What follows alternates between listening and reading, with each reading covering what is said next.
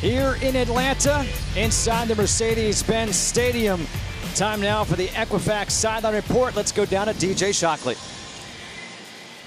I know the team didn't play to the standard that you wanted last week. What do you expect to see in preseason game number 2? Yeah, we really have high standards for one another, and this group, they're up for it. So sometimes I told the team there is no progress without the struggle, and now is that kind of opportunity to show the kind of effort to one another, what we stand for. So we're really excited for tonight, and we're really excited to be here with the fans. So this environment, this team, this city, we can't wait. Thank you. Good luck. Go get them. Thanks, guys. All right, well, the roof is closed here at Mercedes-Benz Stadium. There was a threat of rain, so we'll play with the roof closed. The Chiefs, they won the toss. They have deferred, so the Falcons will receive. Back deep is Calvin Ridley. Let's see what the rookie, the first rounder, can do. Will he get a chance to return this kickoff from Harrison Butker? We're all set here in preseason game number 2. Ridley will get a chance from the 1. And Ridley slips through one tackle, makes a move, uses a stiff arm. There goes Ridley towards the sideline, runs out of bounds at the 35 for a 35-yard return. Who at home has some goosebumps on the back of their neck? The last time Calvin Ridley was playing in the Mercedes-Benz Stadium, he won the national championship. His mom said he ran before he walked as a baby. And now you're seeing him run out here in an Atlanta Falcons uniform. It's a pretty sight, isn't it? Showing what he can do outside of the receiver position. Add some dynamic weaponry to the special teams phase of the game. So you know what he can do as a receiver. Now as a return man, he can add something else to this dangerous Falcons offense. As Matt Ryan is under center, it is Tevin Coleman starting in the backfield on first down. Ryan throws to Ridley. It's incomplete as he is defended by Kendall Fuller. Let's take a look at our SunTrust players to watch on offense. Well, certainly Calvin Ridley is going to be one of them, and Matt Ryan's been watching him, right? He threw a ball to him there on the first pass. Austin Hooper, I want to see him come to life along with Eric Saubert there at the tight end position. Ito Smith, we've been hearing about his ability to catch the rock and be a special team force as well. Second down and 10 here for the Falcons. Last week it was a 3-and-out for the first team. They're hoping to obviously improve on that this week.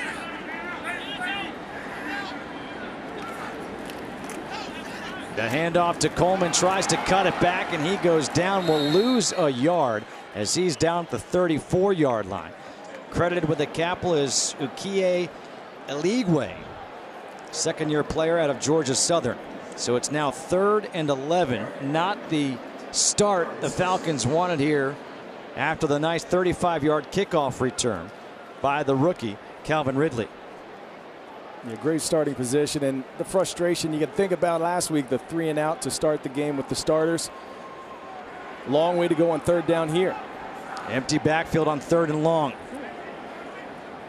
We do not see Julio Jones. We do not see Devontae Freeman. Play clock down to 1. Ryan stepping up in the pocket. Matt Ryan lofting one to his tight end. Hooper has the first down as he lowers that shoulder. Austin Hooper, he could be the X factor in this offense, just picked up 28 yards. The Chiefs going, it's some zone coverage there. Good coverage downfield. I love Matt Ryan buying some time, and Austin Hooper not giving up on it, finding his quarterback, mirroring him downfield. Matt getting the pass off. Big third down conversion there into Chiefs territory. So 1st and 10 at the 37 of Kansas City.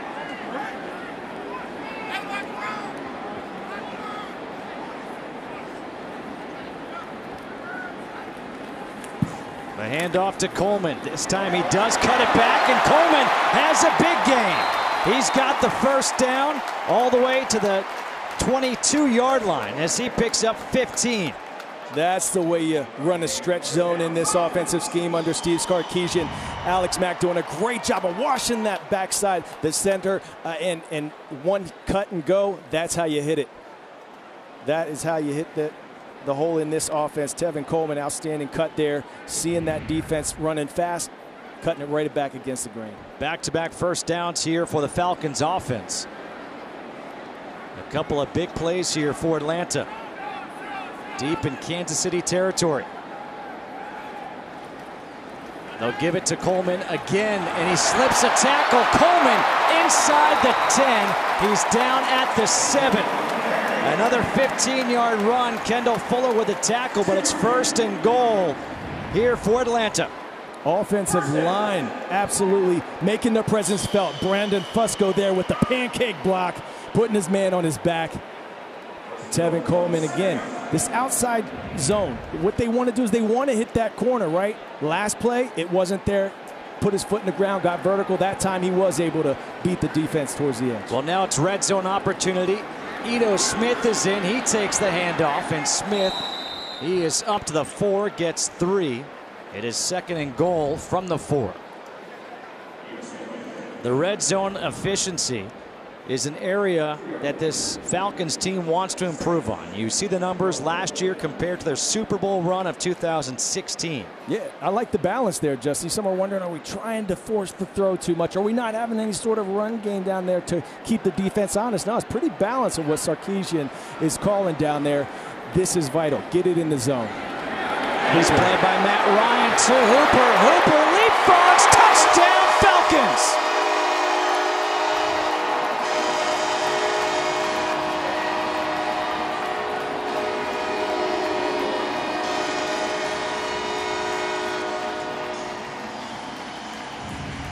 Austin Hooper made that big play on 3rd down. Now he gets the touchdown. You see Austin Hooper there really selling that run, sticking his foot in the ground, then bam, you're coming out a boot out the back. Great throw by Matt, putting it on the money, and the athleticism of the man out of Stanford. Austin Hooper leaping over the defender for the touchdown. That feels good. That's the way you start a football game. Steven Nelson was the player that Austin Hooper hurdled. And Steven Nelson, slow to get up, is being helped off the field. Nelson, the 4th-year player out of Oregon State. But a nice play call by Steve Sarkisian. And then watch the athleticism that you talked about. Wow. And you could see the leg hit the head of Steven Nelson. Austin Hooper last year had 2 touchdowns in the entire season, 49 catches for 526 yards. But his offensive coordinator, his head coach, they said this guy could be the X factor, because when you have weapons like Julio Jones, Mohamed Sanu, Calvin Ridley, Devontae Freeman, Tevin Coleman, you double somebody, who picks it up, he could be the guy. Yeah, and what I like about Hooper is he dedicated himself to this team, to this offense in the offseason, sacrificed family time to stay in Atlanta and work with Matt Ryan. That rhythm showing right there, baby. David Marvin converts the extra point. A good start for the Falcons. 7-0 here in the 1st quarter. A good start for the Falcons, 7-0, as they went 65 yards on 7 plays. The touchdown, 4-yard touchdown pass from Matt Ryan to Austin Hooper. Steve Sarkisian, the offensive coordinator, in his 2nd season here with the Falcons. And everyone's hoping you see that improvement from year 1 to year 2, like we saw a couple years ago with Kyle Shanahan and Matt Ryan. As Matt Bosher will kick off here to Damian Williams. A short kick. Williams takes it at the 9. And Williams will get tackled as he comes across the 25, but a flag is thrown. Our referee for tonight's game is Walt Coleman. Flag came in kind of late. I'm wondering if it's going to be a hold on the Chiefs here at the end of the play. Duke Riley ended up making the tackle there for the Falcons.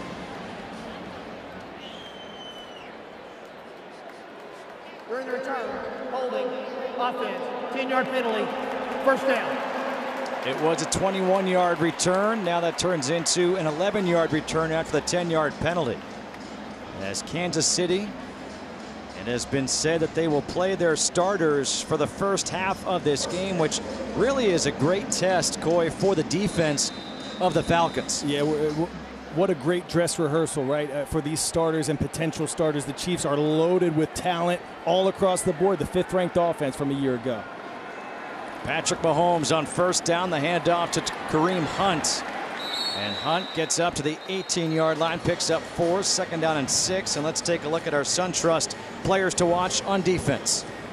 Well, Isaiah Oliver is a great long talent out there at the corner. We'll see him come to life tonight as he's tested by this high-powered Chiefs offense. Duke Riley, I want to see how he improves from preseason week 1 to preseason week 2. He struggled a bit last week, played a lot of reps. We'll see if he can make a name for himself tonight. 2nd down and 6. Handoff again is to Hunt. What'd you think about that right there against the leading rusher from last year? What a challenge in Kareem Hunt, right? He led the league in rushing as a rookie, over 1,300 yards. He had 500 more nearly through the air. Explosive, big runs. That's something the Falcons have been good about. But now here on 3rd down, with Travis Kelce, a tight end, come to life, and they have an explosive receiver too, and Tyreek Hill. Patrick Mahomes is the guy calling the signals now for Kansas City. Sammy Watkins, a new addition. He goes in motion. Patrick Mahomes in the shotgun here on 3rd and 4.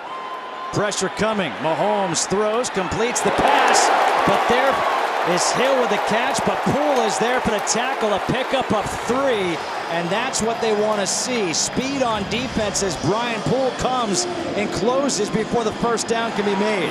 Incredible job by Brian Poole on this play. That is a fast man that he tracked down in man-to-man coverage and prevented a first down. That's a big win for this Falcons defense to start the game. So a 3 and out is forced by the Falcons defense. Dustin Colquitt on to punt. Justin Hardy is back to receive at the 30. A good high punt driving Hardy back to the 19-yard line. The flag is thrown as Hardy is across the 35, and this one might be coming back. They're going to call this on Ito Smith, if I'm not mistaken, the young rook there, trying to make a play. He didn't put his hands on the defender. You can see, if we get a replay here, he tried to pull off, but he still got contact there, and referee was ready to throw During the that flag. return, illegal block in the back, number 25, return team. 10-yard penalty, first down. There you'll see Ito Smith at the top of your screen right there. And you can see he tried to pull his hands back, but he still made contact. Well, with that penalty, it means a longer field. On the bright side, Matt Ryan gets more field to play with, right? Don't go anywhere. Well, we came on the air here tonight hoping we would see Julio Jones and Devontae Freeman. I think when you wear the old school Jordans, it's safe to say we're not going to see Julio Jones here tonight. Hey, Julio came prepared too. He's killing them right now with those old school Jordans. I'm a big fan of those, although I'd be a bigger fan if I saw him on the field. But it's a coach's decision. Both guys are healthy. Here on 1st down. Play action pass across the middle is complete to Marvin Hall, and Marvin Hall has another first down. This time it goes for 16 yards. Last week, no kind of run game to speak of for the Falcons offense, right? You didn't have to keep the defense. They could just sit back on the pass all day, right? Well, now you have the run game working. You get some passing lanes open. Who better to find them than Matt Ryan? Marvin Hall, great route there, and finding the open window. The Falcons last week in the first half against the Jets had a total of 37 yards. They had 65 yards on the first drive. Handoff to Coleman. A flag is thrown. Another flag is thrown. 2 flags on the play, maybe offsetting. We'll wait to see.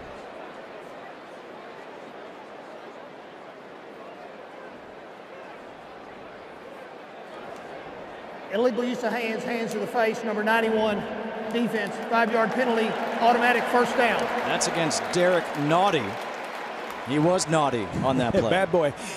But good for the Falcons, right? And what I like to see, even though it was a penalty on that play, the offensive line getting to the second level this week. Last week it was a stalemate. They're not getting any sort of push up the field. There's no way to run and find a crease in the outside stretch zone in that. Watch these offensive linemen fire to the second level this week, get some movement. 1st and 10 from the 36 here for the Falcons. Already up 7-0 here in the first quarter. Their defense forced a 3 and out. Ryan steps up, throws over the middle for Ridley, who makes the catch as he falls to the ground. Calvin Ridley, 36 yards against David Amerson.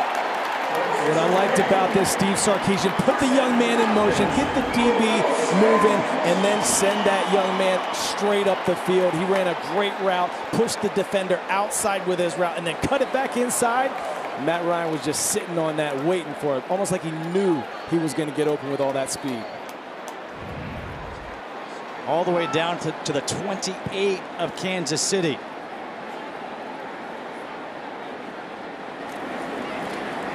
The toss to Coleman. He had his fullback Ricky Ortiz in there. He picks up 2, and that's a battle that we'll wait to see. Ricky Ortiz against Luke McNitt, who will get that fullback position for the Falcons. Yeah, and that's one of the spots. It's wide open right here. He did a heck of a job last week right there. He kind of lost his balance. Heck of a job there by the defender to use his hands and shut off and come and make a play. But we're seeing this offense use Fusco there at that right guard. Use Ricky Ortiz. Get this ground game going. 2nd down and 8. Bryant. The quick pass complete to Mohamed Sanu. And Sanu is up to the 21, gets 5. And it'll be 3rd down and 3 here for the Falcons. Fellas, I had a chance to talk with Coach Steve Sarkisian before the game, and he talked about how he wanted to get Calvin Ridley involved in this game early. And one thing to do when you have a veteran quarterback is he did a good job of holding that safety to the left side and giving Ridley a chance to really beat that defensive back. Well, I tell you what, he had already the return on the kickoff, the opening kickoff, and now that catch as Ito Smith takes the handoff, tries to fight for the 1st down, won't get it as he gets just across the 20. So 4th down is coming up. Let's see if the Falcons go for it here on what we're going to call 4th and 2. I mean, already last week versus this week, it is a completely different team. They're playing with confidence, and this is what confidence does. They say, you know what, let's go for it. 4th and 2, empty backfield here for Matt Ryan. There's Hooper there. That's who they like in 3rd down situations. Looks like we have man-to-man across the board. Who's going to win? Ito Smith motions back into the backfield. Ryan. And a flag is thrown in the backfield. The intended receiver was Ridley. Kendall Fuller was there on the coverage. Face number 67, offense. That penalty's declined. Ball goes over on downs. 1st down. Well, that's against Andy Levitre, and that is a turnover on downs here for the Falcons, but they do move the ball well during that drive. It's 7-0 Atlanta here in the 1st quarter. Chris Morgan, the offensive line coach. Last week, the team could not run the ball at all. This week already, 7 carries for 22 yards. And the offensive line is just getting great push as Kansas City takes over here. Mahomes on 1st down, throws towards the sideline. He completes that pass to Tyreek Hill, who was a 1,000-yard receiver last year. Desmond Trufant forces him out of bounds. They're going to say that is good for a 1st down, a 10-yard pickup. Patrick Mahomes, he's a story to follow this year for the Chiefs. He was really handed the reins as the starting quarterback. They dealt Alex Smith to the Washington Redskins. And they said, hey, you're the guy. They traded up in the draft a couple years ago to take him as a 1st rounder. A big arm. Mahomes out of Texas Tech. Pump fake. Trying to set up the screen. And that is read beautifully, but a flag is thrown, and this could be one of the rule changes, as you heard a lot of banging right there. Yeah, you hear that helmet to helmet, that sound. We could hear it way up here in the booth. Personal foul, lowering the head and making a contact. 15-yard penalty. They didn't say who it was on, but I think it's on Keanu Neal. Yeah, you see him in the top left of your screen here, number 22, initiating contact with the helmet. Number 22. And there it is, announced as Keanu Neal. To me, that's tough there. To me, he's leading with his shoulder, and the rule is if it's incidental, you know, it's okay. If it's even when tackling, you know, to me, that's him lowering his shoulder. He even looked like he turned his head out to the left there. This is going to be tough for these officials to call all season long, and tough for the players to know what the world they did wrong. Mahomes, he's got room to run. He's been known to run with it. And he will slide as he gets chased down by Duke Riley. Patrick Mahomes was 5 of 7 for 33 yards in last week's game against the Houston Texans, but his father was a Major League Baseball pitcher. Talk about the arm strength.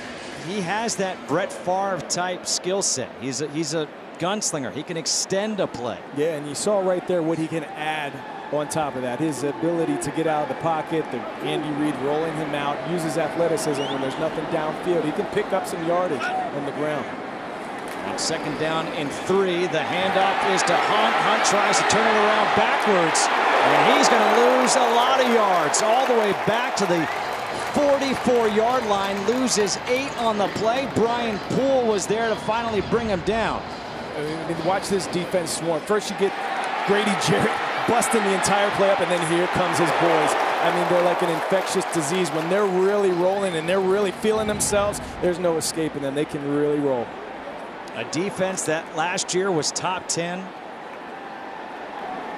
in both total defense and scoring defense. First time since 1998 for the Falcons. Now it's 3rd and 11, showing pressure here.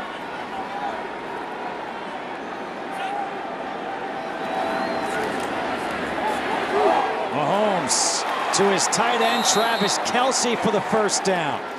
What a weapon Travis Kelce is, a 14-yard completion. Yeah, they brought the nickel blitz. Brian Poole came off the right side, and Mahomes saw one-on-one a big athletic tight end on Desmond Trufant, a shorter corner in this league, and that's the thing with Kelce. He's too big body for these corners, and he's too fast for some of the linebackers and safeties. That's why he is arguably the most dangerous tight end in the league. Travis Kelce, 6'5", 260, 6th year out of Cincinnati. The handoff to Hunt, and another flag is thrown as Hunt takes it up to the 35-yard line, gets 7. But let's wait to see what the flag is for again. Duke Riley with the tackle. Holding, number 61, offense. 10-yard penalty, still first down. That's against Mitch Morse, so that one is coming back. And to go back to what you were talking about with that hit by Keanu Neal, where you thought it was a clean hit, I almost feel like here in the preseason, especially, the officials are going to rule almost more so to try to really influence the players to not lead with the head. Retrain the brain, right? Yes. They're so used to playing one way, and if you really do call it, even in the close situations where you could go either way, you're right, Justin. It's a great call by you. Perhaps setting the precedence. Get these offsides here by Tack McKinley. Getting a little excited to get out there. He's hungry, isn't he? Neutral zone infraction, number 98, defense. 5-yard penalty, still first down. And while it might be frustrating for the players, and I'm sure it is, it's again, like you said, retrain the brain. It's to take these 4 weeks and to make it so that in week 1, you're not going to get called for that penalty. You are going to tackle correctly. Guys, I was standing right there when it happened, and he comes downhill, and he has to jump inside, and that's the reason why he ended up hitting him with the head. And when you hear the noise from up here, you almost know the flag's going to be thrown. Mahomes to the sideline to Hill. And he gets wrapped up by Brian Poole, a 5-yard pickup. So here we're looking at this new rule. This is some of the footage that league puts out to let you know what's right, what's wrong. Okay, anytime you use the helmet to initiate contact, you see them right there. I mean, that's what we've been doing since 6, 7 years old, growing up, and that is what has to change. Even an offensive lineman can be. This is offensive players. It could be a running back, and it doesn't have to be helmet to helmet. It could be a helmet to a thigh. If you use the helmet to initiate contact, it's going to be called as a penalty from now on. 2nd down and 9. Mahomes, the inside handoff to Hunt. And Hunt takes it up to the 36, gets 4. As we're under a minute to go here, Tack McKinley with the tackle. I like this challenge for this defense, right? We talked about all the weapons for the Kansas City Chiefs. Kareem Hunt led the league in rushing and had a ton of explosive runs last year. This is a longer drive. The defense started out with a 3-and-out, but now they're really getting tested by one of the league's premier offenses. How are they going to do on 3rd and 4? Game time. Let's go. It was a 3rd down conversion to Travis Kelce before the tight end. Mahomes swings it out to Hunt, makes a nice catch. He's got the first down, and Hunt will take it down to the 17-yard line as he picks up 19 on 3rd and 4. Ricardo Allen was able to take him down, as that will lead us to the end of this first quarter. The Falcons leading the Chiefs by the score of 7-0. The Chiefs are threatening. We'll be back after the short timeout here at the Mercedes-Benz Stadium. In Atlanta for preseason game number 2, the Falcons lead the Chiefs 7-0 as we start the second quarter. Justin Kutcher alongside Coy Wire and DJ Shockley here at Mercedes-Benz Stadium. The Chiefs red zone opportunity, 1st and 10 from the 17. Patrick Mahomes, a perfect 5 for 5 thus far. Mahomes make it 6 for 6 as he finds Travis Kelce for the first down, as Kelce is to the 4 as he gets 13. It's 1st and goal from the 4. It's one of those matchups we talked about pregame, right? Can Keanu Neal lock down Travis Kelce? He led the league in receptions as a tight end last year. You see him there getting his beating the leverage of Keanu Neal. He had help in the middle. Don't get beat to the outside. Use your teammates. Use your leverage. Kelce won there. So it's 1st and goal now for the Chiefs. Hand off to Hunt. And Hunt picks up 2, down to the 2. Tackled by Terrell McClain. This has been a long drive, hasn't it? You know, there was that 3 and out. Now this defense really being put to the fire.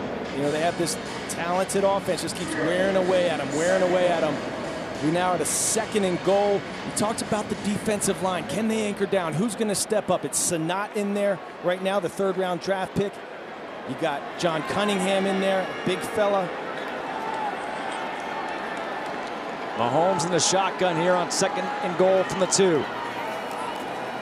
Another flag is thrown. The pass is caught to Hunt for the touchdown, but it's going to be waved off. And this one is coming back. It's going against Kansas City. Illegal formation, 71. Offense, not on the line of scrimmage. 5-yard penalty. Mitchell Schwartz gets called for the penalty, and that's one that will drive Andy Reid crazy. Yeah, let's keep an eye on it. The Falcons getting lucky on that one. That 71 there. The top of your helmet has to be right on the line of the belt buckle there of the offensive lineman beside you. He was a little too deep, but keep an eye on these linebackers in one-on-one coverage. It's 2 times now we're seeing a linebacker getting beat with the back to the flat. That's Kareem Hunt, nearly 500 yards receiving last year. He's solid. Guys, watch the matchup down here with Kelce at the bottom. Mahomes throwing it to Kelce, and it's batted down by by Robert Alford. He's saying no, no, no. So 3rd and goal coming up. Yeah, Alford out there all alone, stepping the challenge. He wanted man-to-man. He went toe-to-toe with him, press. Kelce faked to the outside, tried to come inside, and look at the acceleration. Robert Alford kept his offhand off of the back of the receiver, put his mitt in there, pass breakup. That's winning football. And now Alford's asking for the crowd to get into it here on 3rd and goal.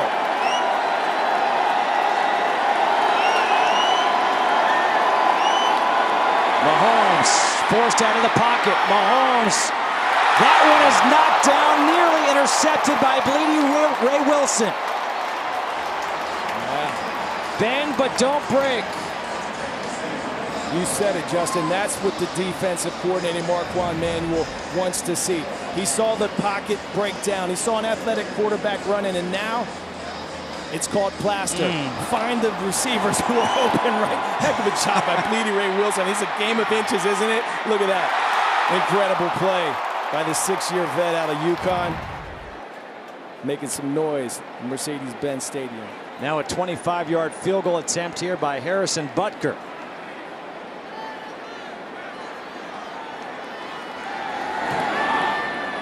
And the kick is good. But Marquand Manuel's defense, they did their job, allowed just 3 at 7-3 Falcons. The secondary, Robert Alford, Leedy Ray Wilson, both made big plays when Kansas City had opportunities. 2nd, 3rd and goal. And that forced the field goal by Harrison Butker. And it's 7-3. Falcons on top as Butker will kick off to Calvin Ridley. Back deep with a 35-yard return to open up this ball game.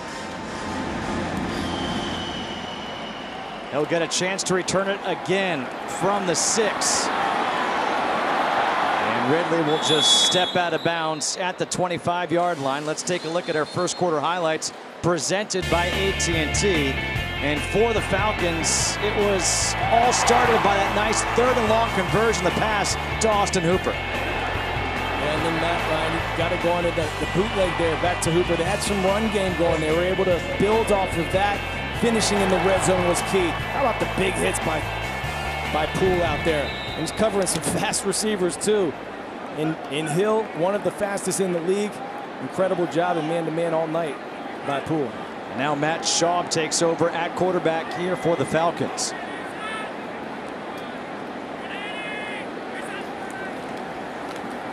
The handoff to Ito Smith. And Smith able to pick up 4 yards. 2nd down and 6. Matt Ryan, his night is done. A much better night here in game number 2 than it was in game number 1. Matt Ryan, 5 of 7, 90 yards, a touchdown. That touchdown we just showed was that touchdown pass to Austin Hooper. And here is Matt Schaub now in his 15th season, a 2-time Pro Bowler. 2nd year of a $9 million contract to back up. Matt Ryan, the spin move by Smith to get away from one defender. Takes it up to the 31, picks up 2 yards.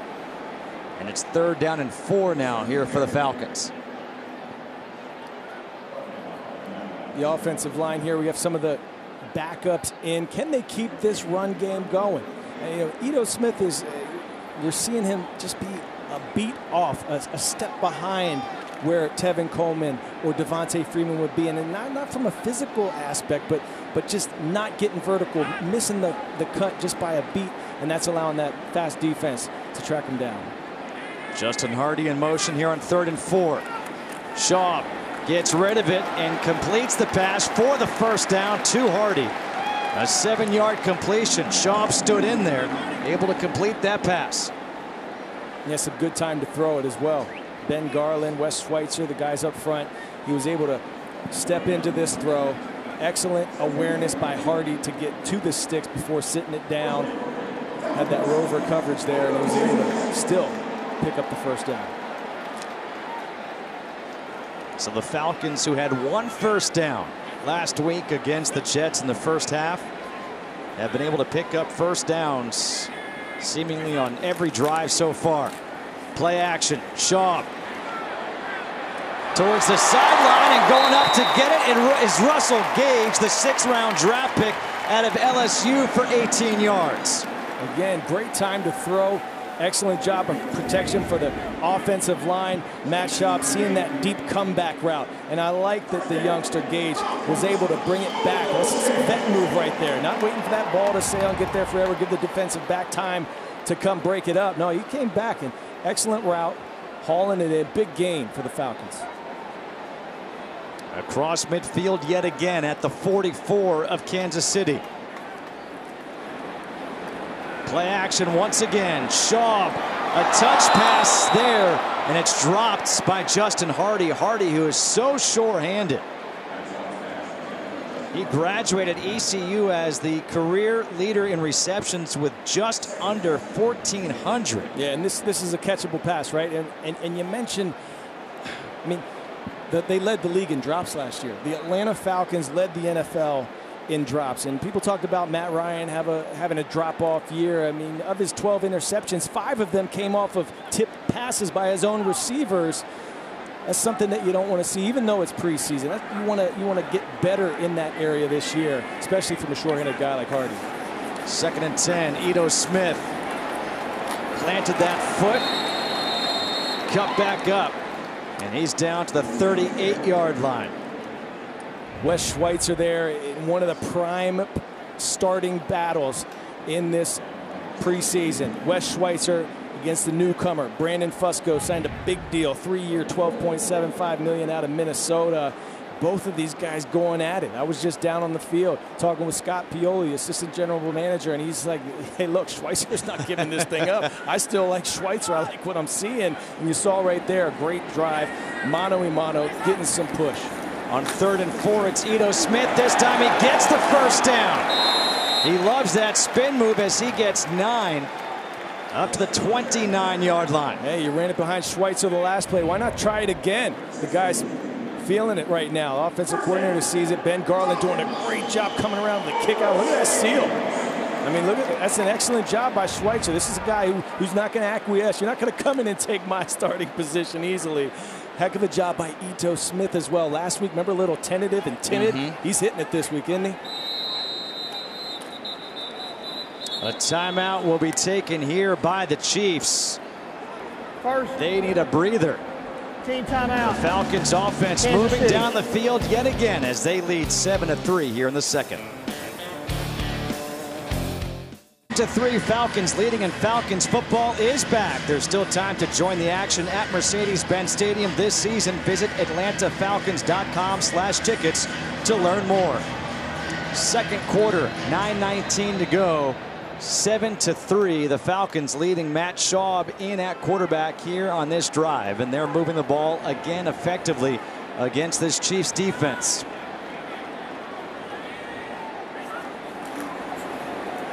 Bootleg here for Schaub. Schaub has some green, and he's going to run out of bounds. Let's see where they mark him out. It'll be at the 23-yard line as he gets 7 yards there, chased out by Tremont Smith. Did you see the wheels on the 37-year-old? I mean, he was moving like DJ Shockley out there. Heads he played by the vet. Shock, what do you see down there? Sometimes you just got to get the yards, man. That's all it's about. It's not there. Make the right decision. That's why Schaub is in his 15th year. Yeah, he knows better. And I'm going to push too hard. I want to keep both my hamstrings intact. Justin Crawford now goes in motion here on 2nd down and 4. Ridley. There is Ridley across the middle. Ridley trying to find that first down marker. Little stutter step move. He's got the first down.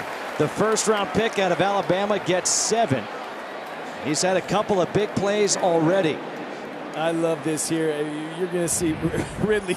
It's like, this is where you know he's a rookie. He's got all this room. He's like, should I cut it upfield? Or should I just hit it, man? Do it just like you did in college. He's feeling this thing out. But good to see him some action. You see his teammates around him laughing. That's that energy he can bring. And the mentor right there. Julio Jones had Roddy White before him. Now he's passing along what he's learned down the chain to these younger, hungry receivers. Here's Crawford on the handoff. Crawford takes it up to the 15, gets 2. And Julio Jones, a former Alabama Crimson Tide member. Calvin Ridley, Alabama Crimson Tide. But you know what impresses me so much about this Falcons team is you have guys like Julio Jones, a star, Devontae Freeman, Matt Ryan, guys who are stars, but no real egos. They are humble. They are hungry. And you see that from the best organizations and franchises in the league. When you think about the Patriots, and Dan Quinn has built that sort of philosophy, that sort of character into this roster, and it's showing. Here's Ito Smith on the toss. And Ito Smith to the 11 gets 4. 3rd down coming up. It's a red zone opportunity here for the Falcons. And again, this is going to be a point of emphasis for the next 2.5 games that we'll cover, and it'll be a point of emphasis for the 16 games during the regular season for the Falcons. Yeah, I mean, this is it, right? I mean, this was a defense who was 8th in the league last year. They led the league in 3rd down conversions. They kept the chains moving, but when they got down to the red zone, they weren't scoring touchdowns. Too many field goals. What can Matt Schaub do on a 3rd and 4? He's sending his back Ito Smith out. Ball should come out quick. Schaub gets rid of it. He has the first down as Reggie Davis makes the catch. Reggie Davis out of UGA, the Bulldog. One of those guys, I mean, watch this creativity on the route. Little stutter step and finding this crease and that burst to get open. And nice job by Matt Schaub putting it on the money there. But this is one of those guys who's going to battle the Marvin Halls and the Russell Gages, right? He's hungry. He wants to prove that he can be a receiver if needed, but he's going to try to make his case for special teams as well. That's going to be where he earns his spot. So now it's 1st and goal from the 5 as Schaub goes into the shotgun. Schaub to the end zone, and that is incomplete. Nearly picked off by David Amerson, but he could not come down with 2 feet inbounds. So the Falcons will live to see 2nd and goal. That's one of those things here. They want to see one-on-one situations. They want to see personnel. How can they perform? Can we use Calvin Ridley in this sort of role? Can we throw it up to him down in the goal line? A little short there by Matt Schaub on the throw. Ridley wanted a bit of a push-off on there, but they want to see, can you do more than just run across the middle and run deep? They've got Saubert in at tight end. They're going to hand off here to Ito Smith, who gets hit in the backfield. Leon McQuay, a tackle for a loss of 2. And this is where you see in this offense, here comes the red zone again, right? You almost throw an interception, and you had the run game going. Now one guy misses a block, and now all of a sudden we're getting negative yardage. Here we go again in the red zone. It's 3rd and goal now. They got pushed back to about the 8. Gives them a little more room to work down here, which may not necessarily be a bad thing that they lost on that one. But how about Saubert at the bottom of your screen and working with the running back? Look for Matt Schaub to look to the bottom of the screen to work with those threats. 3rd and goal from the 8 for number 8. And the pass is to the end zone and caught by number 18. Calvin Ridley with the touchdown.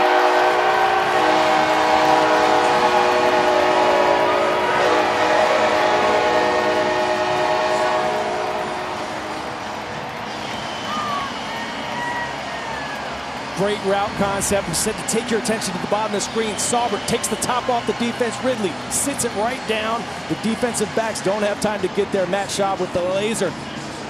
Touchdown in Mercedes-Benz Stadium for Calvin Ridley. I think we'll be saying that quite a few times over the next few years. Look at the happiness and the joy he's bringing his teammates. They're like, yeah, we got one in this kid. It wasn't as if the wide receiver position was a point of weakness for the Falcons, and they added to it in that 1st round, getting Ridley. David Marvin for the extra point. It's 14-3. Falcons leading with 5 minutes to go here in the 1st half. Is this the same team as last week, Justin? I don't think so. It's 15 plays that leads to the touchdown. The 8-yard touchdown catch by Ridley. What a difference a week can make. Calvin Ridley, all smiles along the sidelines, made a couple of catches on that drive, including an 8-yard touchdown catch on 3rd and goal from the 8. As Matt Bosher is on to kick off here with Tremont Smith back deep for Kansas City. Smith from the 4. Smith has a hole. A flag is thrown as he brings it up to the 30.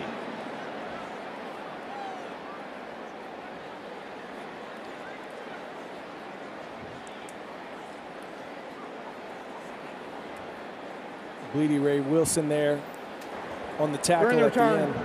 Holding on the return team. 10-yard penalty. 1st down. Well, right now it's time for AT&T Meet the Rookies. Let's introduce you to the Falcons defensive tackle, Deidrin Senat, a 3rd-round pick out of South Florida. This is a guy who the coaching staff really has high hopes for after what they've seen in training camp from him. 6 foot, 314 pounds. I mean, he's built like a fire hydrant, right? He's short, he's stocky, he's powerful, he's quick, a lot like Grady Jarrett, cut from the same mold. See him come to life tonight. Mahomes on 1st down, taking the shot down the field. That's trouble, picked off, intercepted by Devontae Casey. Casey read it all the way. He had 11 tackles last week, and now the 1st turnover of the game. Beautiful read. Patrick Mahomes didn't look him off at all. Look at him get out of the middle of the field. That burst, that speed. He had a heck of a game last week, over 10 tackles. Now he's showing he can be a ball hawk too. And what has Dan Quinn stressed? Need more turnovers and attack the football. KZ did it right there. Breathing life into Mercedes-Benz Stadium. That's a heck of a play. 14-3. The turnover on downs, and KZ in his second season out of San Diego State making his presence felt. Oh yeah, we have tackle for losses, we have pass breakups, we have an interception. All we need now on the defensive side of the ball is a sack and forced fumble. I mean, they're rolling, they're hitting all of cylinders, right? Offense doing well too. They're scoring when they get to the red zone. They're running the football. That play action is working off of it. KZ, though, heck of a play by that young man right there. Shaw back in at quarterback.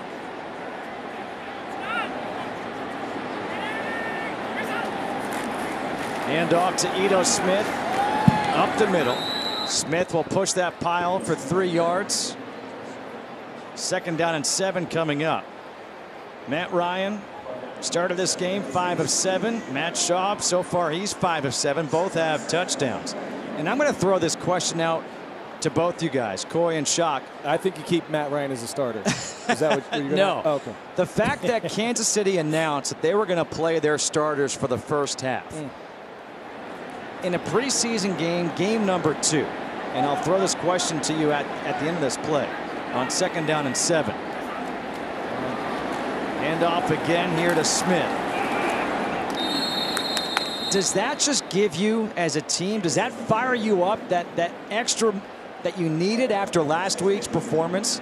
Does that give you that extra burst of energy? Because it seems like this team is a different team than what we saw last week. Well, and I think before that was even announced, I think we were going to see this. Dan Quinn chewed this team out. You don't often see Mr. Optimistic look grumpy even. He was hot. He was fuming last week. Keith Armstrong there as well. You can guarantee that they were getting all up in the team last week. Marquand Manuel gave a speech in the middle of the defense. You could see he was putting the fear in the eyes. They got a pep talk, and they were ready to rock. It's Saubert on 3rd and 5. He's got the first down. Another red zone opportunity as he is down to the 17-yard line. A 24-yard completion. Now Saubert's coming to life. This is what Coach Quinn is talking about. He's going to come from the left side of your screen there. Look at him in the zone coverage. He knows the defender is not there. He's been dragged out, so he keeps running. He doesn't have to sit it down. Smart headsy play there. Coach Quinn said last year, you know what, his athleticism never showed. He knew the plays, but he was afraid to make a mistake. This year he is not. He's letting it fly. Now we're seeing why they were so high on this guy when he's coming out of college. Out of Drake in Des Moines, Iowa. Shaw lofting it to his running back out of the backfield. Ito Smith, incomplete. Oh, wait. It is incomplete. Smith could not get 2 feet down. You got to get the 2 feet down. You got to get control of the ball as well. It looked like didn't end up having it there. Official right there to call it, but I like that they're trying to work some new plays this week and get this offense really. The defense looks like they're on their heels right now. They don't know what to do. Look at the difference in yards in this game. Hand off to Smith again. He likes that cutback. He'll get 2 yards. It'll be 3rd and 8 as he gets tripped up by Dorian O'Daniel. Fellas, one thing to watch down here, you can tell the creativity offensively, not just in the red zone, but throughout the entire ball game. They're doing a lot of moving the receivers around. They're motioning guys. And when they motion, it forces the defensive backs to back off. And when you do that, you got a chance to get that separation. And that's why we've seen a lot of these guys having that separation and making big plays. And give it up to Matt Shaw for giving the ball out of his hands quickly on a lot of these crossing routes. And with that, we hear from a quarterback and DJ Shockley, and now we got a 2-minute warning so they can plan for this. 3rd and 8 coming up for the Falcons. 2 minutes to go here in this first half. 14-3 Falcons leading. A point of emphasis, red zone efficiency. Right now, they're 2 for 3. A couple of touchdowns in 3 trips. They had a turnover on downs when they went for it on 4th and 2. I don't know about you. I was a fan of that. And now they face 3rd down and 8 from the 15 of Kansas City. Wasn't a fan of it as a defender. Shaw, good protection, throws over the middle, completes the pass to Reggie Davis, and Davis is very close. It looks like he's going to be about a yard shy. How about all these weapons, though? I mean, it's like Steve Sarkisian's just kind of toying with the defense right now, right? I mean, last week he said, look, we were excellent all camp, and we had our worst day on game day against the Jets, and it showed. But now we're seeing him use all of these weapons as a defense. How are you going to stop him? You can only double 2 guys at a time. They're going to go for it on 4th down because he's feeling it. 4th and 1 here. Shaw, the handoff to Smith, trying to get low. Does he have enough? He is really close to that marker. This will need a measurement. Looks like he's going to come a bit short here. Falcons, of course, pleading their case, waving their arms, but it looked like the official had him just a bit short. Didn't see that drive you want right out of the offensive line in that situation. Low man wins. We'll see what it's like when we come back. Well, they don't need a measurement. It's a turnover on downs again. It'll be Chiefs ball when we come back.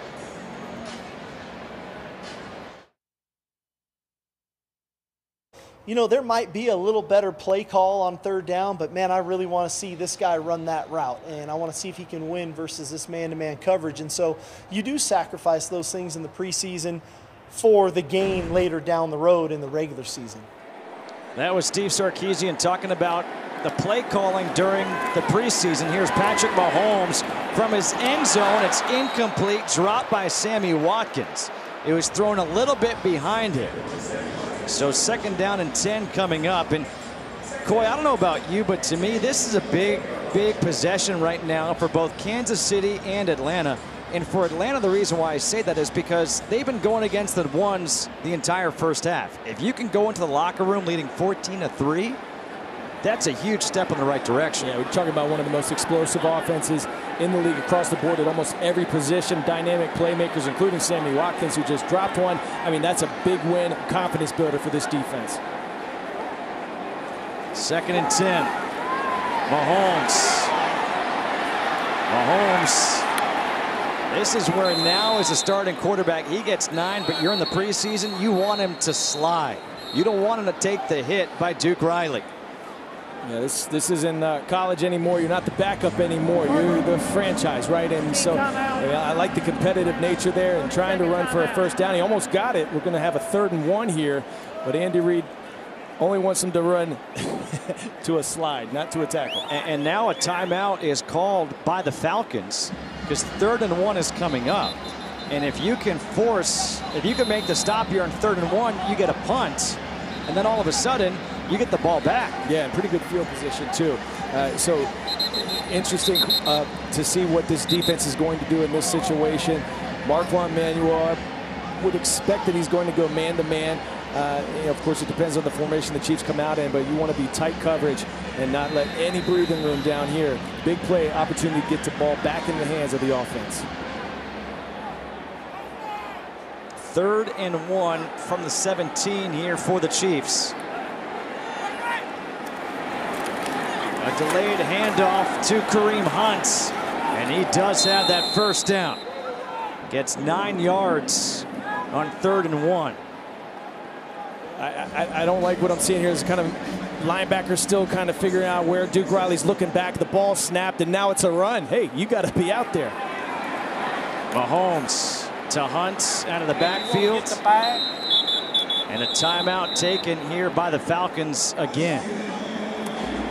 With 28 seconds to go here in this 1st half. And again, this is the change, right? This is a preseason game.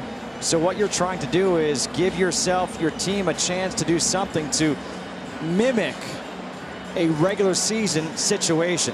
And the Atlanta Falcons thank you for all that you do. Let's get ready for another exciting season.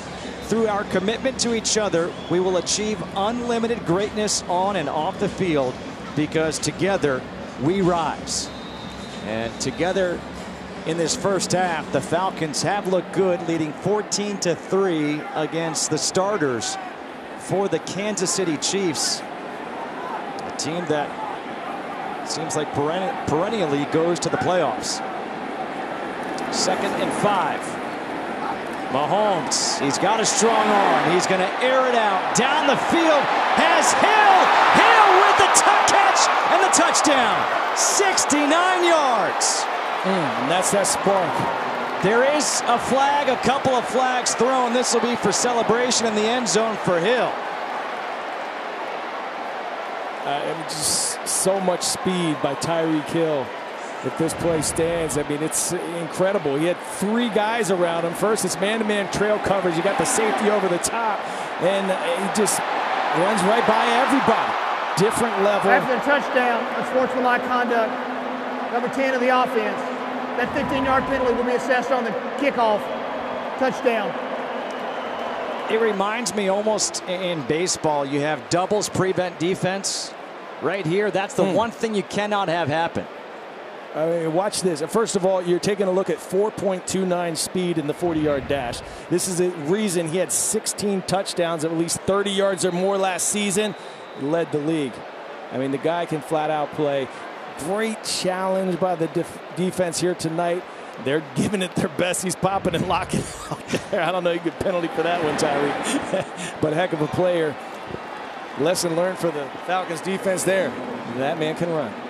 Butker converts the extra point. A 69-yard touchdown pass from Mahomes to Tyreek Hill. And that's what Mahomes can do with his arm. And so when you have his arm strength combined with the speed of Hill, weapons like Hunt, weapons like Kelsey. Yeah, and the athleticism to buy more time, right? To let Tyreek Hill get 60 yards down the field, right? I mean, it was a great job by him buying himself some time and then letting loose. It certainly dampens the mood a little bit for the Falcons, who had been dominant in this first half. Yeah, that's that one you're going to look at and say, how? Guys, we had a shutdown here, right? We only had 1 field goal, and now it's an explosive play. And they've been talked to all week. They heard that's what this team does. They have the most explosive running back in the game, and the receiver as well. And Quinn's defense there, giving up that big play before the end of the half. They'll go and reset, talk about it, keep everything in front of them. Now Ito Smith is back to return the kick from Harrison Butker. A low line drive. Smith muffs it, able to pick it up at the 7. Smith trying to get around the outside, gets shoved out of bounds with 9 seconds to go. A 26-yard return by Ito Smith.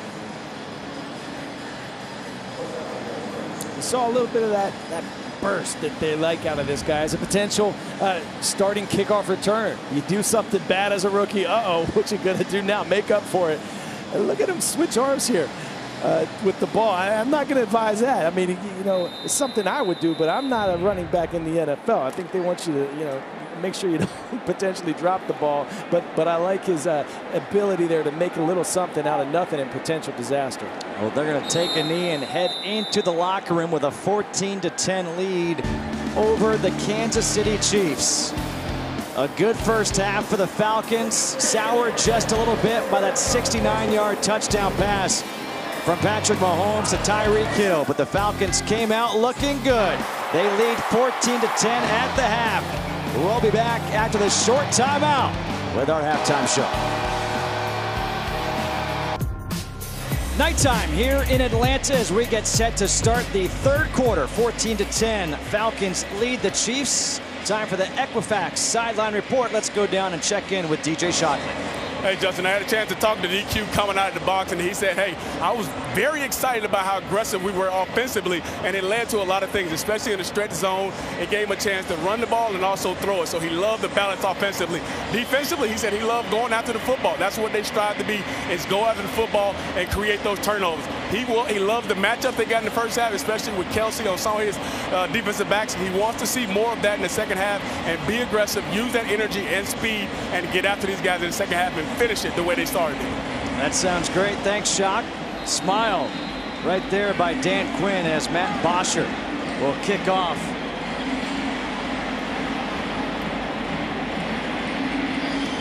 Kerwin Williams is back for Kansas City, takes it at the goal line. Williams will take it up to around the 23-yard line, tackled by Ricky Ortiz. Ortiz trying to win that fullback position. Will make a name for himself maybe on special teams as Chad Henne comes in to start this third quarter at quarterback for Kansas City. Chad Henne now in his 11th season out of Michigan. Getting some younger defensive linemen in there, see if they can put some pressure on Henne in the pass game, and some of these linebackers to really keep an eye on, specifically Foye Oluokun, right? He looked outstanding last week, graded the highest out of any defender on the Falcons, and so can he step up 2 weeks in a row? We'll see. That's number 54 for Atlanta, Oluokun. And a handoff to Darrell Williams. A 2-yard pickup. Let's go down to Shock, who's joined by a special guest. Yeah, I got Mohamed Sanu down here. Everybody knows Mohamed as being one of the lead receivers here for the Falcons.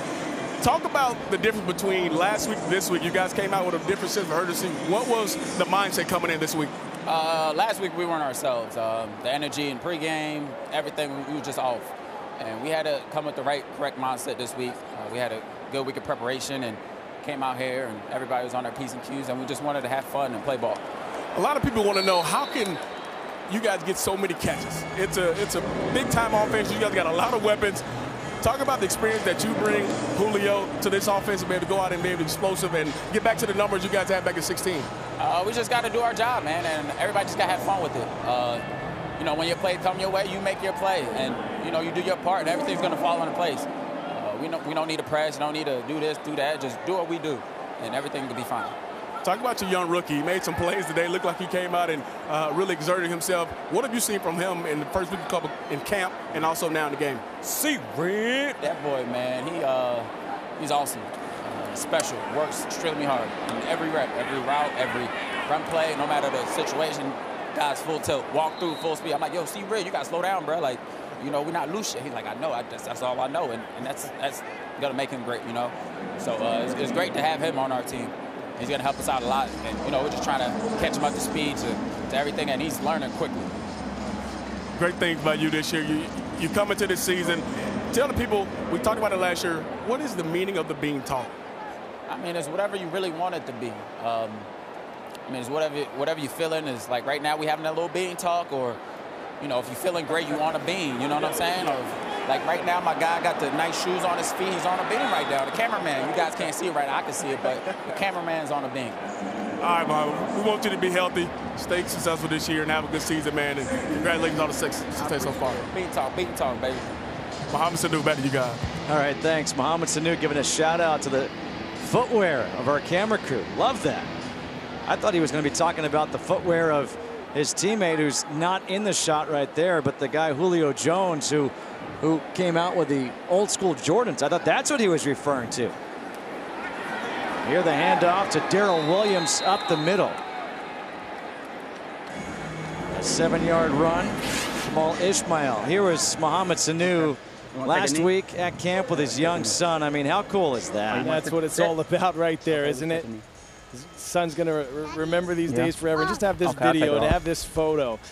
When your dad, back in the day, was playing in the NFL. Special times for that man. Who is more deserving? An incredible man of character, a leader within this offense and this entire team. 3rd down and 3 here for the Chiefs. Their opening drive of this third quarter. Henne swings it out to Williams, and Williams will have enough for the first down. The tackle is made by Cedric Cooper. Cooper just couldn't bring him down shy of that first down marker. So at the 45-yard line are the Chiefs. The Chiefs again, they won the opening toss. They deferred, so that's why they got the kickoff here to open up this third quarter. Cedric Cooper is one of these rookies for the Falcons, 32 of them. That is the most by far of any team in the NFL. A lot of young guys out there making mistakes last week. We'll see if they can step it up this week and make some plays. Henne gets it to Williams again out of the backfield, makes a nice move, and Cooper comes back to force him out of bounds. It was Cooper who missed the tackle, and it's a 17-yard pickup here for Darrell Williams, the free agent out of LSU. Yeah, Cooper 2 plays in a row, right? I mean, here's just a bad angle, overrunning the play.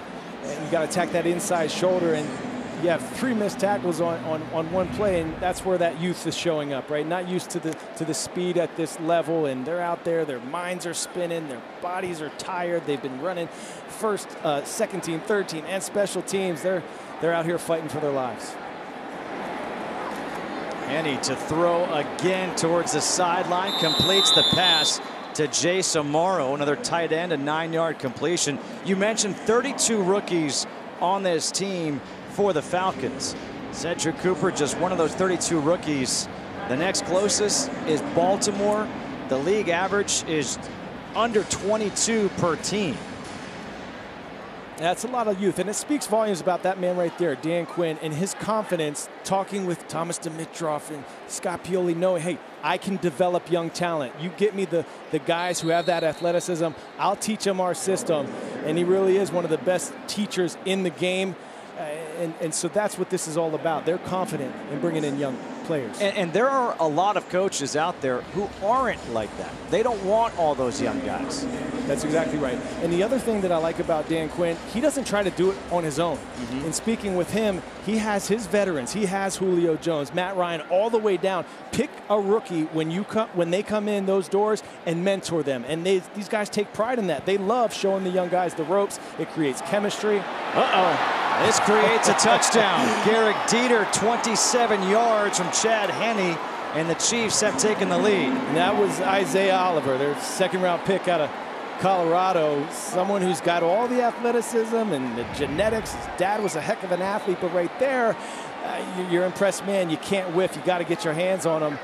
And really never gave himself a chance. He was beat within the first 5 yards of that route. Dieter out of Alabama. He knew it. And so now on for the extra point is Harrison Butker.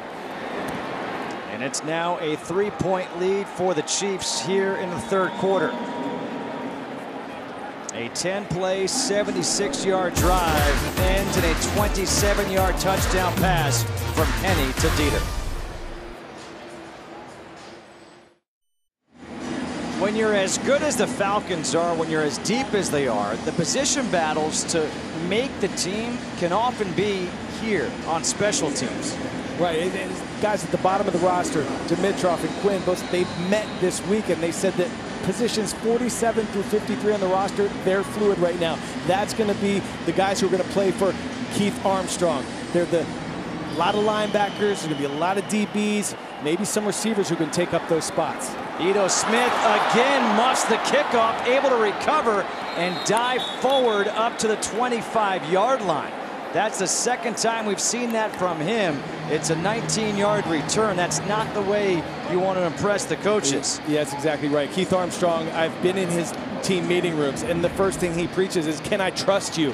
And 2 times with the ball on the ground, that's not going to fly, right? I mean, you're not going to get too many more opportunities than that when you have plenty of able bodies who can return kicks. Something Smith's going to have to really work on and hope that he gets some more chances.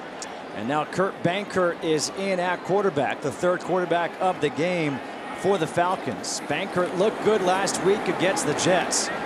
Here he is rolling out to his left, throwing a nice throw, and that is caught by Marvin Hall for the first down, picks up 12 yards. Bankert, the free agent out of Virginia. 9 of 17 last week. He came in and he just played with confidence. Yeah, money in the banker, right? I mean, we talked about this guy coming with this confidence. Who is this guy, right? He wants that third-string quarterback spot, or maybe it's a practice squad position. But look at him. He's got the tattoo out tonight. He's ready to rock.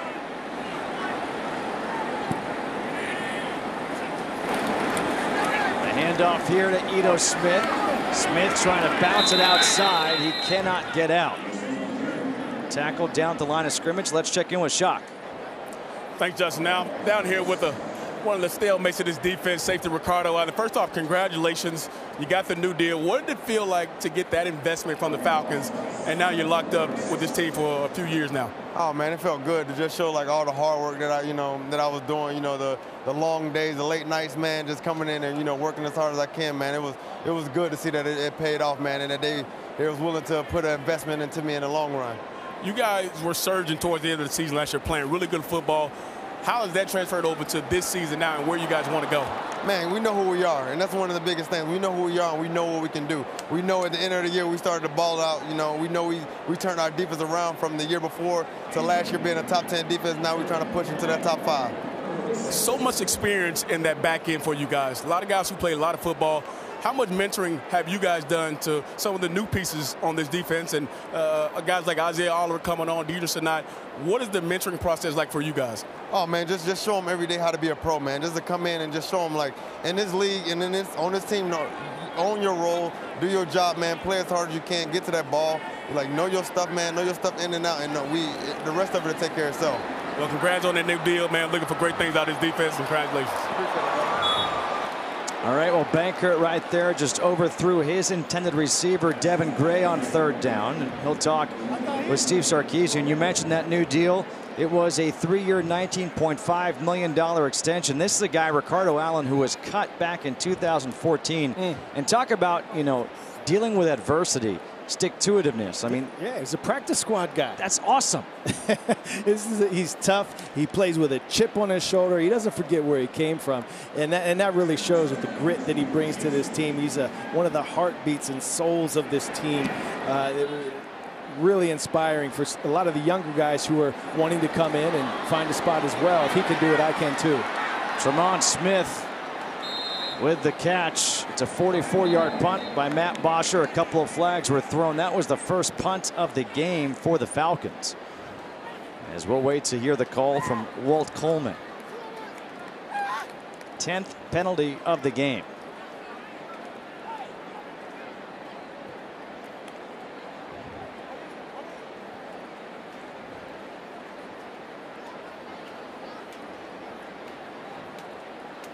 Talk a little more about Ricardo Allen. I mean, this guy knows what was said about him coming out. A lot of folks, with some news outlets saying there are 2 fouls on the return team. During the return, holding number 25, that penalty's declined. Illegal block in the back. That penalty will be accepted. 10 yards, first down. We'll talk more about Ricardo Allen when we come back. But right now, the Falcons trail here 17-14 in the 3rd quarter.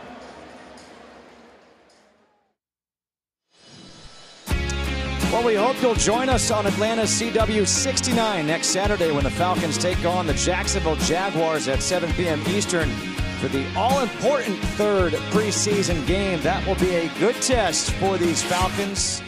Jacksonville. I think their top corner, Jalen Ramsey, had some things to say about Matt Ryan. Oh, did he? I thought I saw something. I don't know if that's going to be talked about this week or not. Chad Henne here on 1st down. Hands off to Darrell Williams up the middle, who gets 5. We'll set up 2nd down and 5. That'll be some must-see TV, won't it, though? I mean, the top-ranked pass defense in the league going against all these weapons we talked about, all with a little mustard slapped on top with the trash talk. Jalen Ramsey saying that Matt Ryan's overrated.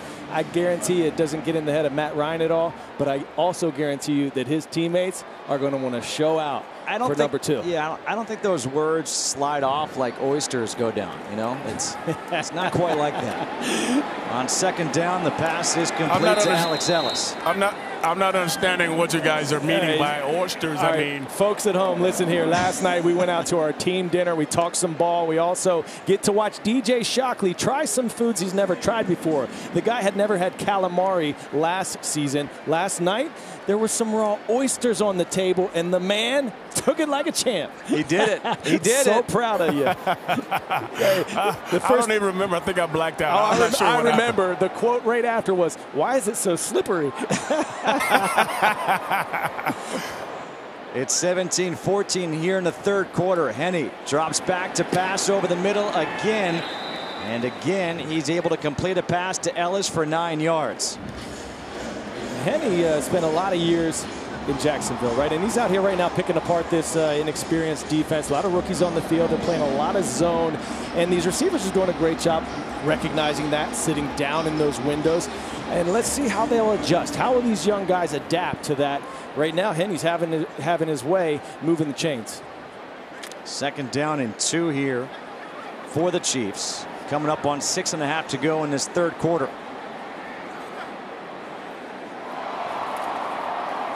It's kept by Henne, who has the first down as he will run out of bounds at the 40-yard line. Gets 10 yards on that nice little play. Chase out of bounds by Marcellus Branch. Yeah, and that's Richard Jarvis there, the linebacker. First thing you got to do when you're the end man on line of scrimmage is make sure that it's not a boot, right? And he went down with the running back on that one and allowing Chad Henne, he's not a speed demon, to get outside. That's a busted assignment all the way. Yeah, Coy, those are the kind of keys that Coach Quinn want to see. Do the small things. Keep leverage, keep containment. Those are the things he want to see in this second half. Marcus Kemp in motion here for the Chiefs. And they'll throw to Kemp, and Kemp cannot break the tackle. Let's check out Emory Healthcare, My Falcons journey of Jack Crawford. Jack Crawford grew up across the pond in London. He was classmates with Harry Potter. Maybe he played some Quidditch, who knows, but he ended up going to Penn State. And ever since then, he's become a legit football player.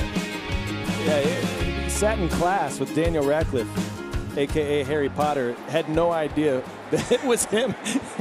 Are you saying he had no idea his name was Daniel, or no idea it was Harry Potter? Both. And he scrambles out of bounds.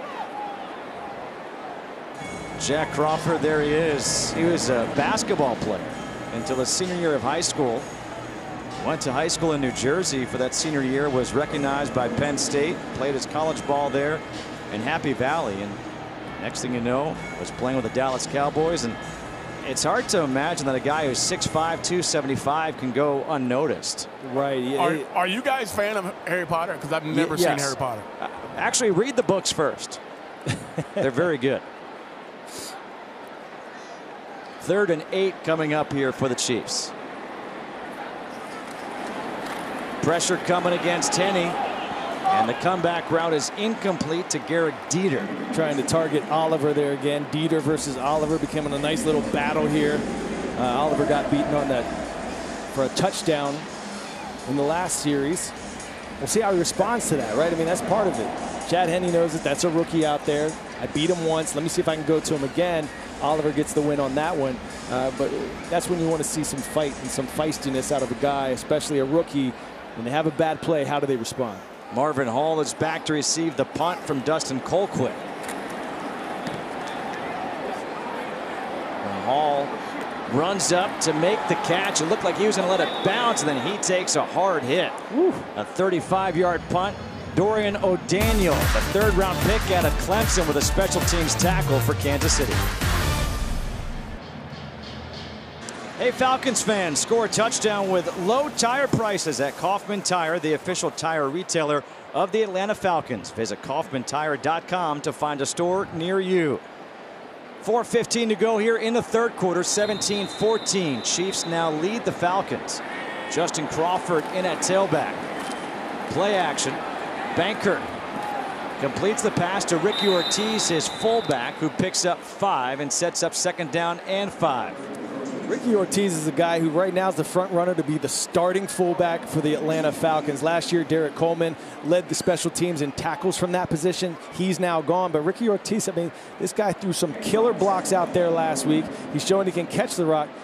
He has 200,000 avocado trees in Jalisco, Mexico. This is a guy who turned down a full scholarship to Kansas State to walk on at Oregon State because their agricultural program. He's hoping to make some guacamole out of would-be tacklers out there this year with some nice blocks. He's impressed so far. A flag on this play. Do you know how hard it is to grow an avocado tree? I have no idea, and please tell me you do not, because it's awkward. Just the process of taking a pit from an avocado and trying to make it grow into one. Right. Is virtually impossible. I know people who have spent years doing it. So the fact illegal that this guy formation on the offense, number 80 was covered up. 5-yard penalty. Still 2nd down. So the fact that Ortiz has 200,000 avocado trees down there, he went through the multi-year process with the Department of Agriculture. I mean, that's impressive. It is. And now he's going to possibly be a starting fullback in the NFL. I mean, this guy has it all. I may have to talk to him about it, and if I do an Oregon State game this year, I may have to go to a class to find out how the heck do you plant an avocado. We also have to find out if DJ Shockley has ever eaten an avocado. If not, we know who to ask to get him one. Well, they get him the ball again. Ortiz catches it out of the backfield, and he takes it up to the 40-yard line, gets 14 yards. The answer is yes, I've had avocado before. I've had it in my salad. I'm just not going to eat it whole. Guacamole, not so much. Really? You haven't had guacamole? No, I'm not a big fan of guacamole, sorry. All right, Shock. You've tried oysters. You tried octopus last year. What do you normally eat? I mean, you guys know I'm in my box. I'm a chicken, I'm a meat and potatoes guy. I'm not really going outside my box too much. Avocado, guacamole, that's not outside the box. That's a staple. The handoff here to Crawford, and Crawford will get a couple of yards on first down. Crawford looked good. I was down there on the field before and just watching his burst. He's 6 foot 200 pounds. He's an undrafted free agent rookie out of West Virginia. Last week he did have 4 receptions for the offense there in the second half. You know, he was the 3rd leading rusher in the Big 12. This guy has some potential. Of course, it would be as a practice squad guy. I think we're okay on the running back position here. Oh, you think Freeman and Coleman are okay? Yeah, I think they're going to be all right. But someone to watch and try to make a name for himself with this organization. Play action. Banker in trouble. He's going to get sacked. A loss of 3. Derek Naughty there with the sack. So let's talk about Kurt Banker, because we mentioned it last week. Again, we brought it up before. Matt Schaub in the 2nd year of a 2-year deal. Banker, while he's playing for a spot as maybe the 3rd string quarterback, a practice squad player, he may be playing for that backup quarterback position next year. Yeah, if he can make the team this year, he may have the backup position for next year. Hey, if you can go with the cheaper work, right? If he proves that he can be a viable backup position, and you don't need to bring a guy like Matt Schaub back. Not saying you won't want to, a heck of a player, right? But if you can bring someone in for much cheaper, that's absolutely could be in the long-term plan here. But right now, it's about what can he do now? Can he prove it? Can he put that flag in the ground to say, hey, keep me around, give me a shot? It's going to be another punt here for the Falcons. And guys, what's interesting about that is if he does play really well in his preseason, he may force the hand of the Falcons to possibly keep him on the 53, because there are teams who want a quality backup like a Kurt Banker if he plays well, so he can play himself onto this roster like you mentioned. It's a good point there, Shock. Here's Bosher on for the punt. Tremont Smith from the 11. Smith down the sideline, has a blocker, and he gets shoved out of bounds by the punter, Matt Bosher. A 51-yard punt, a 40-yard return. The Chiefs on top here by 3 in the 3rd.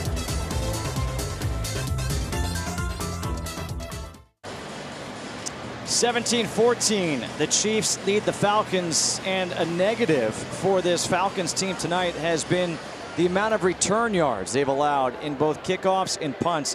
100 total yards on special teams. Keith Armstrong has a saying: eyes on target, feet gaining ground, hands on blocks, work the block, slip over the top. Not seeing a lot of that from these coverage units tonight. Coy, did you play special teams at all? Because that sounds really similar to what special teams guys it tells know. you how much he said that. It's ingrained in my brain forever. One of the best special teams coaches in the NFL, has put his name in the hat several times for a head coach. The guy can really inspire guys. At this level, it takes a special person, a special coach, to motivate guys who come from being the biggest fish in the pond to humble themselves to care about special teams, right? He is one guy who can do it. 25 seconds to go here in this 3rd quarter. And the pass out to Kerwin Williams is complete. And that might be the final play of the quarter.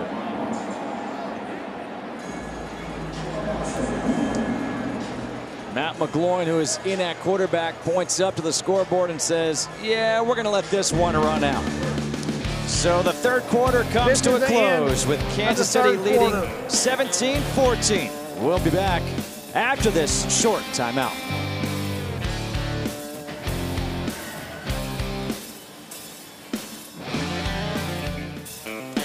The city of Atlanta, the home of the Falcons. As we have played 3 quarters here in preseason game number 2, the Chiefs lead 17-14. That third quarter belonged to the Chiefs as Matt McGloin completes the pass here on first down for a first down.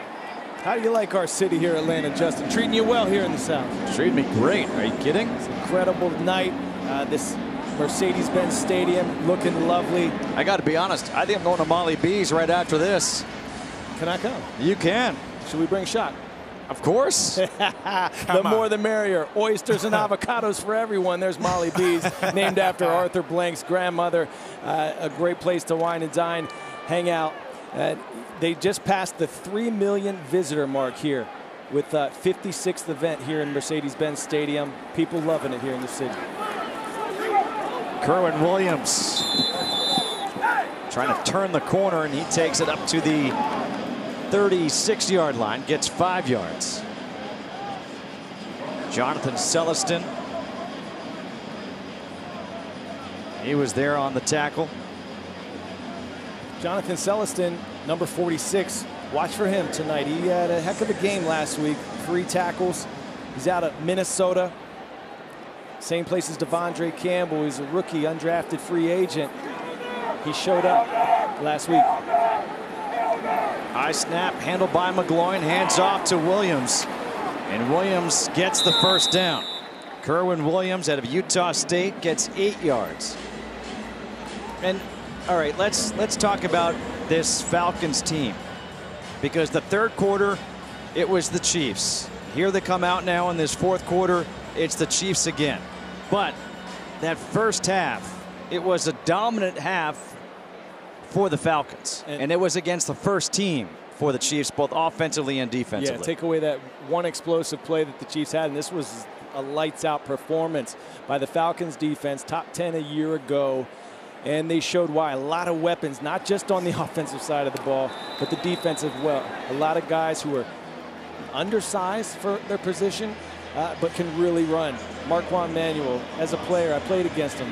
Great energy, great attitude, great enthusiasm. It's no wonder Dan Quinn wanted him here. His team, his defense, they show that same. They match that energy. They're a really fun team to watch defensively now that they're running in year 3 of this defensive system. Second down and 10 here for Kansas City.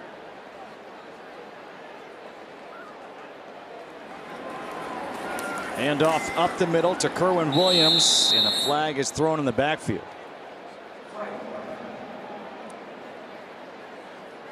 Defensive line for the second and third teams here, much better Holding, this week. number 60, offense, 10-yard penalty, still second down.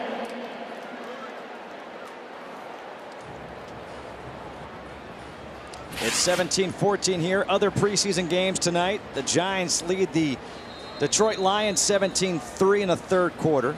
The Panthers on top of the Dolphins 13-9. Buffalo leading Cleveland 10-7, and Arizona 14-3 over New Orleans. That's in the second quarter.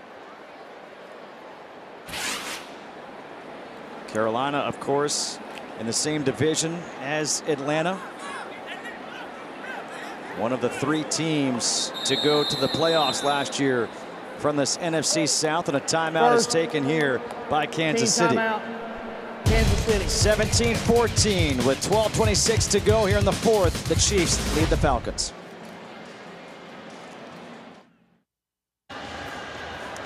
We are back here in Atlanta. 17-14. Chiefs lead the Falcons.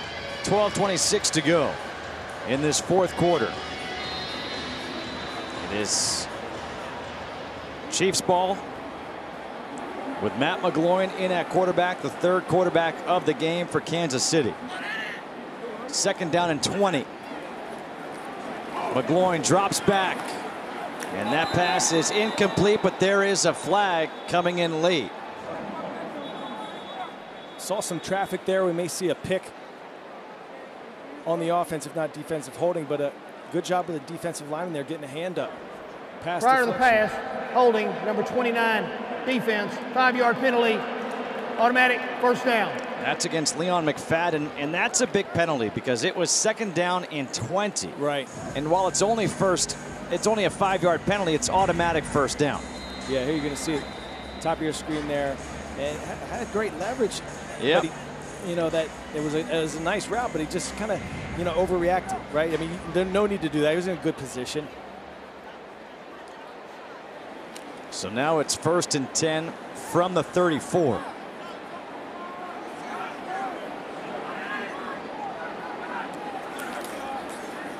And McGloin just stumbles to the ground. And that's one of the easiest sacks you'll get if you're Garrison Smith. I mean, that's a heck of a tackle by the 42-yard line there. I mean, you don't see that very often. Plays like that.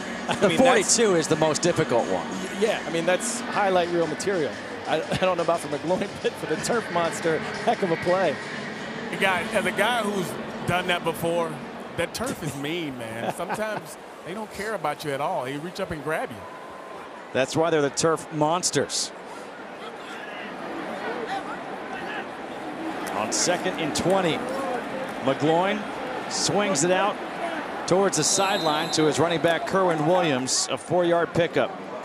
Our play of the game is presented by the North Georgia Honda dealers, and it came back on the opening drive.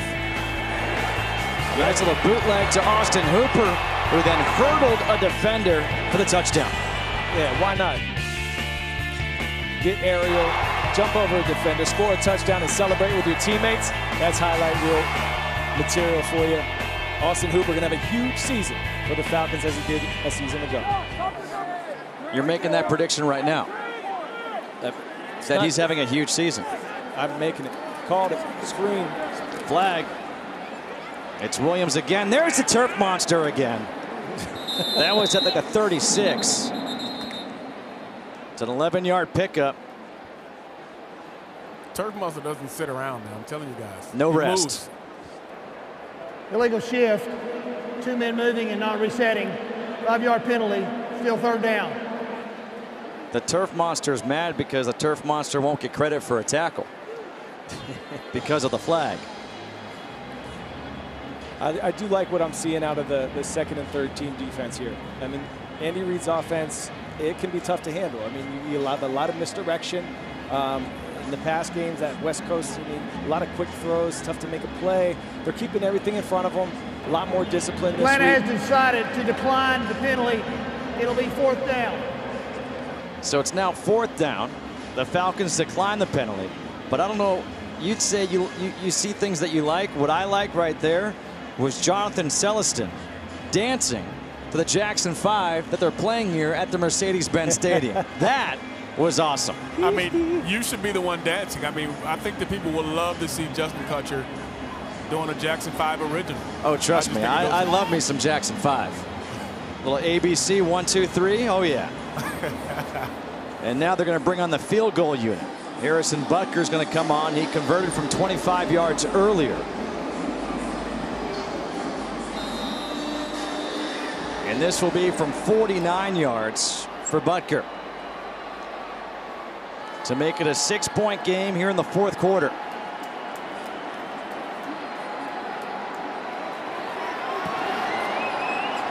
And Harrison Butker, he's got himself a 49-yarder. It is now 20-14. Kansas City leading Atlanta here in the 4th.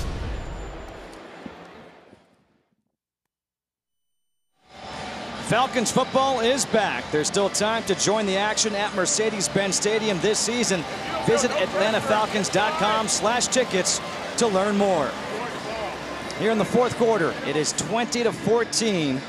Kansas City leading after the 2nd field goal of the game by Harrison Butker, that from 49 yards. Marvin Hall is back to receive. Notice that Ito Smith is not back there after he muffed a couple.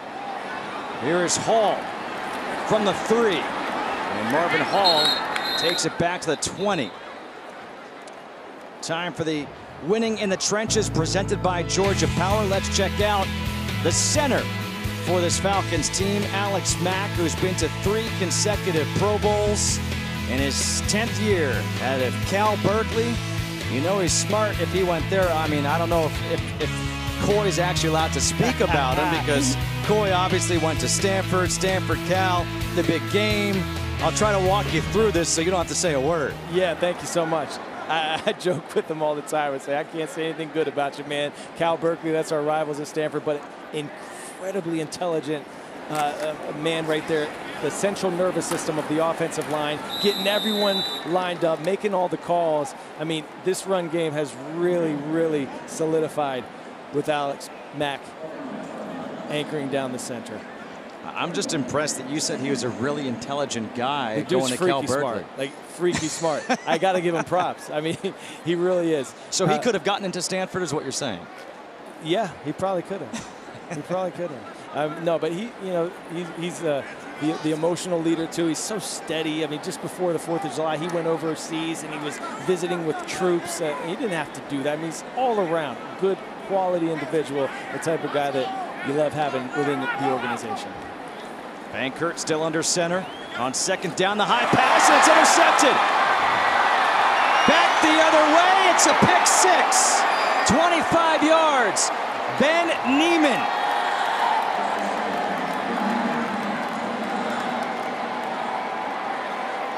Yeah, the pass just a bit high off the running back hands. You're going to see this, and it goes right into the breadbasket of the defender.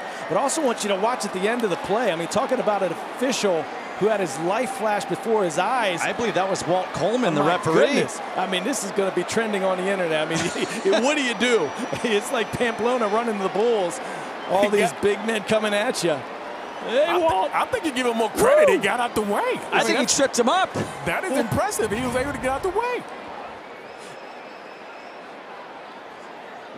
We need to give Walt a nickname. I mean, I'm impressed. He didn't turn and run. He hung right in there. Yeah, someone definitely tripping. That's a tripping penalty. No yellow flags. We're gonna have to review that. He couldn't throw his own flag because he was going to the turf. Hey guys, I'm down here near the field, and a couple of his referee buddies, they were laughing and smiling. Oh yeah, he's like, oh yeah, I'm gonna be trending on Twitter. I already know, boys. I don't even know what Twitter is, but my grandkids tell me about it. Well, now here's Kansas City going to go for 2 with Matt McGloin at quarterback. Kerwin Williams as the running back. McGloin rolling out to his right. McGloin throwing back across his body, and they convert the 2-point conversion. Making the catch is Byron Pringle, the free agent rookie out of Kansas State.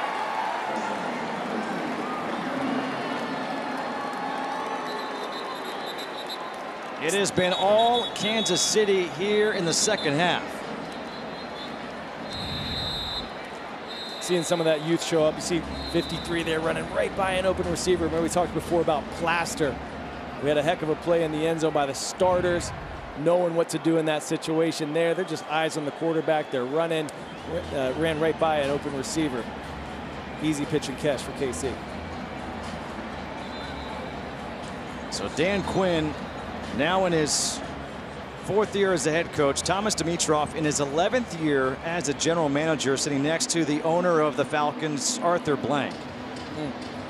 Dimitroff knows how to build and keep a team. They have a chance to go to the playoffs for 3 straight seasons. Only 3 other teams can say that.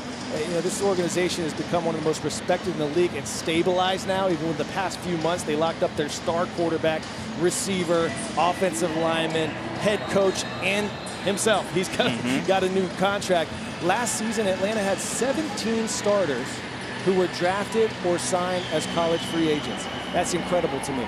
To spot the talent, to bring them into a coach who knows how to develop it. Incredible work by Thomas Dimitroff and his staff. Here's a look at the consecutive playoffs that this team has been to.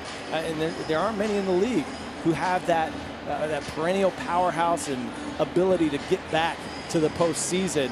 You see 9 times with Tom Brady and the Pats. The Steelers have been there 4 seasons in a row.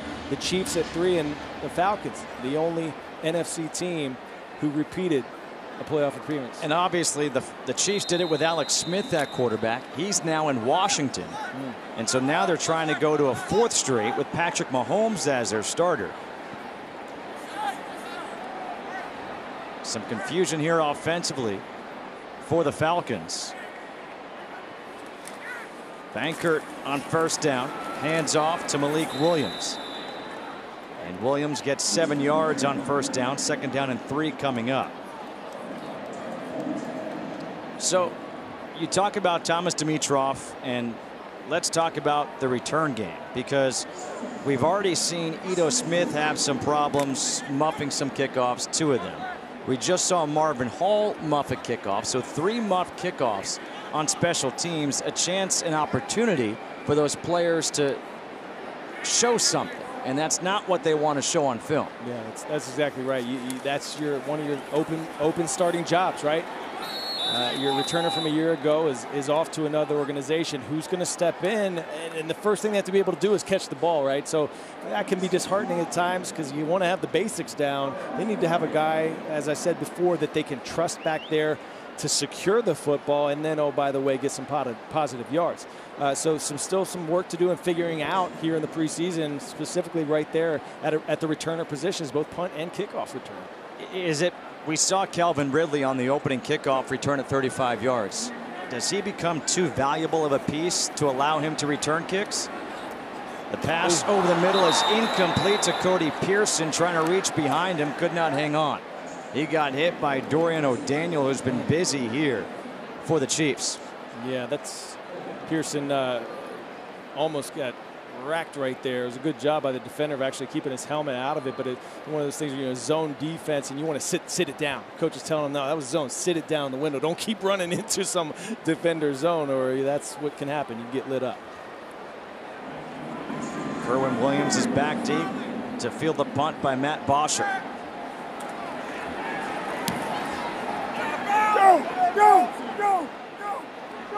A good punt. A flag is thrown as Williams gets tackled. A 55-yard punt by Matt Bosher. The tackle by Isaiah Oliver. Flag is thrown. A hat is off. Nice tackle by Oliver there. 14 penalties in this game.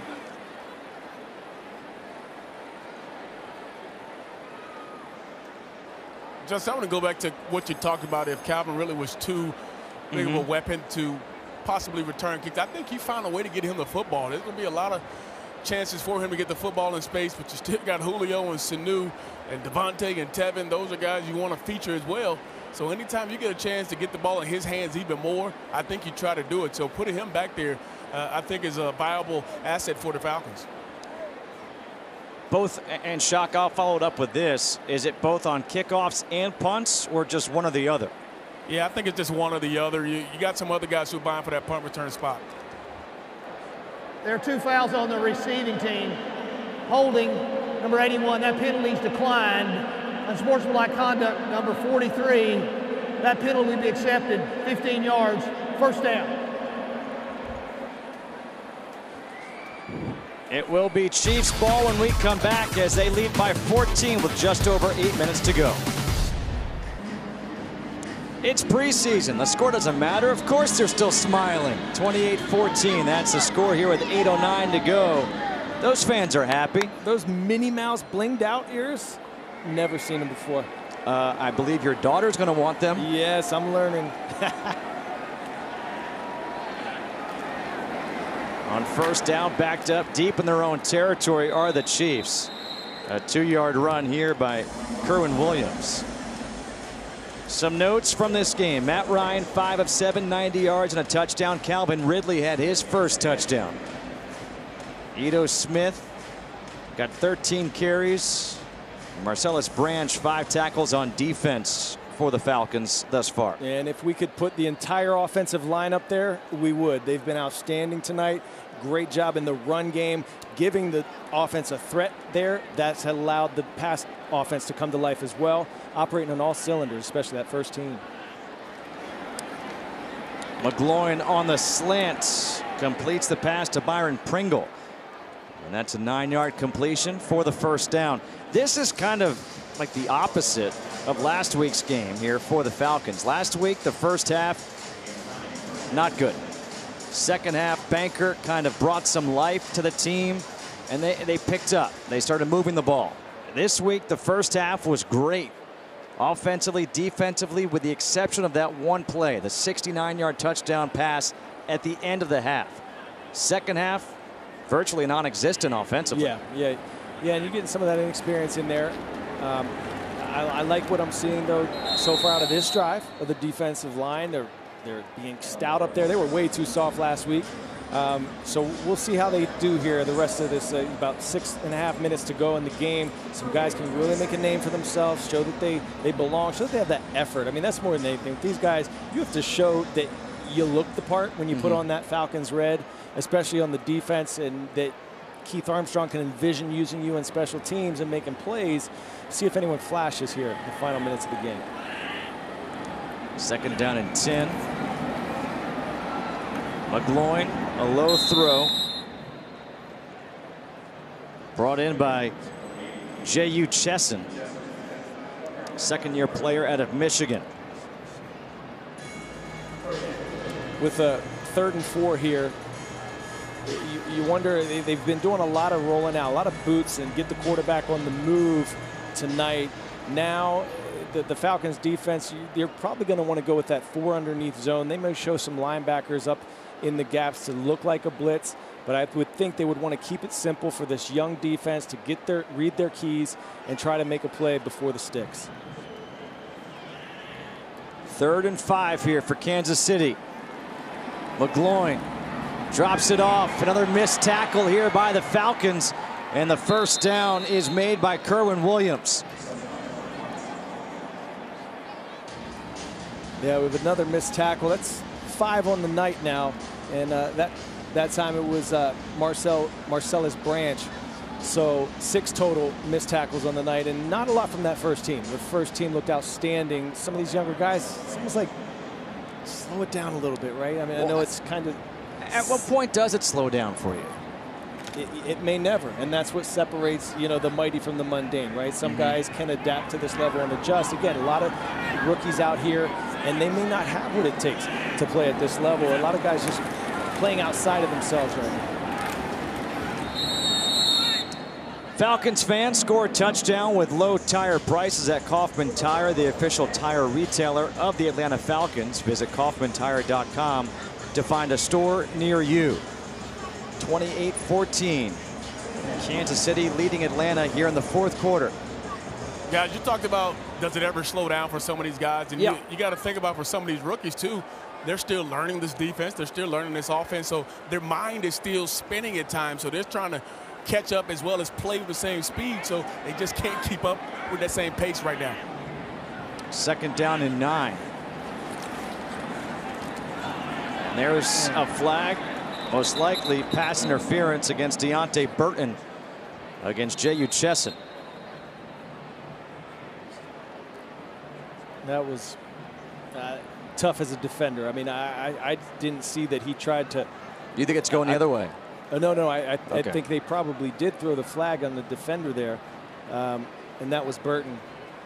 But it could be offensive as well, because I didn't see the defender reach in. It looked like their feet got tangled up, if anything. There are fouls on both teams. Pass interference, number 80 of the offense. Pass interference on the defense. Those penalties offset. Repeat, 2nd down. Okay.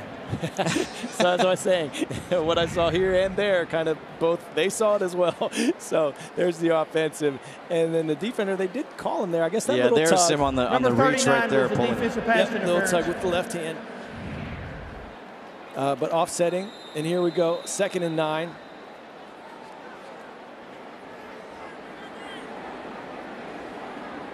Under 4 to play here in this 4th quarter. McGloin goes to the tight end, Jay Samaro.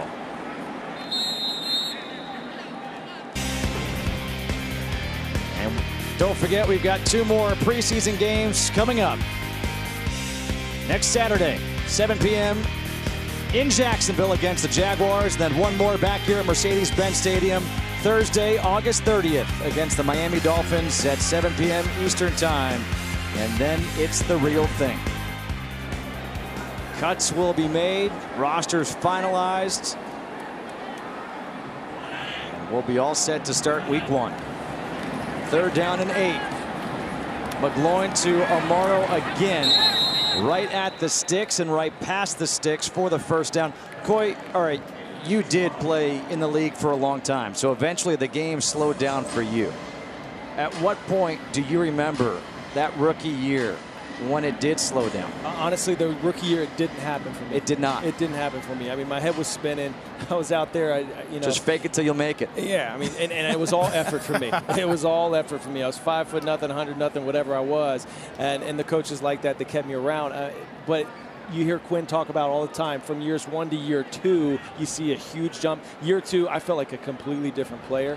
And so it's these guys who want to make the team, they want to flash just enough to say, hey, keep me around. And then you have the opportunity to really learn how to play the game at this level. And also years 2 to 3, you see a jump as well. Brian Poole in that category tonight. You see him out here playing. He looks like a beast at the nickel position tonight. His 3rd year Atlanta, is really showing up. 30-second timeout. Atlanta calls a timeout here with 2:22 to go. Why, though, did it slow down for you between year 1 and year 2? Was it somebody taught you how to watch film correctly, dissect film differently? What was it that allowed you to slow that game down? It absolutely, first half of the rookie season, it was the speed of the game. It is another level. I mean, we watch it on TV, we watch everything in slow motion, but when you get down there on the field and on the sideline even, you see how fast this game is. That was a big part of it. And then yes, it's how to study. I had a guy like Troy Vincent, who he's a pretty good player in this league, and I would ask him questions, and it's learning and adapting. And that's why the Falcons get so much production out of their younger players, because Coach Quinn makes the veterans take a rookie under their wing.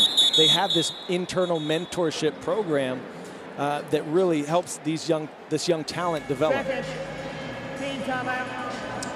Another timeout taken here by the Falcons as we look ahead. We talked about the next 2 preseason games, and then the real thing begins. This is what the first 7 games look like for these Falcons. They open up the season against the defending Super Bowl champions, the Philadelphia Eagles, in Philadelphia on Thursday, September 6th. Then they're home against the Carolina Panthers. 3 straight home games: Carolina, New Orleans, Cincinnati, then at Pittsburgh, home against Tampa Bay and New York. A lot of home games to open up the season. It is. Look at that Pennsylvania sandwich, as I saw it described by one writer, starting out at Philly and then in week 5 at Pittsburgh. And in between there, you have some pretty good teams. Those 4 out of those first 5 games, man, they can make or break the season. And here on 3rd and 1, the defense trying to make the stand. It looks like it's going to be just shy of that 1st down marker. And that's going to bring us to the 2-minute warning. And it looks like 4th down will be coming up. 28-14, Chiefs leading. 2 minutes to go, 14-point game, and it's 4th and less than a yard coming up here for the Chiefs, excuse me, but they have got their punter out there on the field, and that's Dustin Colquitt. Do they try for a fake? Nope. And it's Isaiah Oliver back, and he lets it bounce, and this will take a Falcons bounce and be downed at the 11-yard line. Falcons fans score touchdown with low tire prices at Kaufman Tire, the official tire retailer of the Atlanta Falcons. Visit KaufmanTire.com to find a store near you. So 1:50 to go. Coy, Shock, I'm going to ask you guys both this question. What do you take away from this game here tonight? Well, I'll start it off, and for me, it's the offense. It's real. The weaponry is real. We talked about how many different ways this team can attack at every position. Incredible playmakers, and they showed tonight. Calvin Ridley really jumped out to me. Garrett Grayson is now in at quarterback here for the Falcons. His first pass is incomplete. Shock, how about you? I thought this team was challenged coming into this ball game, especially with the output you put out last week. And I thought in the trenches, they responded. Offensive line, D-line, they responded. They moved guys. They got to that next level. And you saw it in the run game. You saw it in the pass game. They were well balanced on both sides of the ball, and it showed today. And you can see when they put it all together, they're a pretty good-looking team. That first half, they were putting it together both offensively and defensively. Second half, the starters have been resting. The handoff here to Terrence McGee. Third down coming up. When you think also, we talk about the good, but what about the questionable special teams aspect of the game? They gave up a lot of return yards tonight, over 100 of them. And then on the return game, he had some dropped punts and kickoffs, and that can't happen. So that's something to look at heading into next week. Also defensively, kind of similar to what we saw last week, a lot of missed tackles. I know it was some of the younger guys, but they're expected to be able to tackle, and you got to be able to tackle in space. They put you in position to make plays. You got to make them when they're there. Garrett Grayson stepping up, trying to avoid the pressure. He does, and he throws it to McGee, and they're going to say that's a fumble. They blow the whistle now as it's recovered by Raymond Davison. I never thought he had possession. And that's that new catch rule, right? I mean, they have a catch and a fumble. Recovery by Kansas City, first down. They're obviously going to look at this because it's a turnover, so that'll be automatically reviewed. The new catch rule, I'm not saying it's simple to call and see when the action's happening fast, but the rule is this: if you have control with 2 feet or another body part down, or you make a football move, it's a catch. So we'll see when this replay here, we get it nice and slowed down for you. Did he have control with 2 feet down and make a football move? Will be reviewed. I just don't know if he had control. Yeah, from this angle, obviously it didn't look like it. We'll see what else we can show you. But to me, again, this happens fast. These officials out there, they do the best they can. But this is one of those new rules that they're hoping can really take away a lot of these questionable plays over the past several years here in the league. And again, the officials are taught in that situation, don't blow the whistle and rule it dead. This way you can go back and review it and reverse the call if it was in fact a drop pass as opposed to a fumble.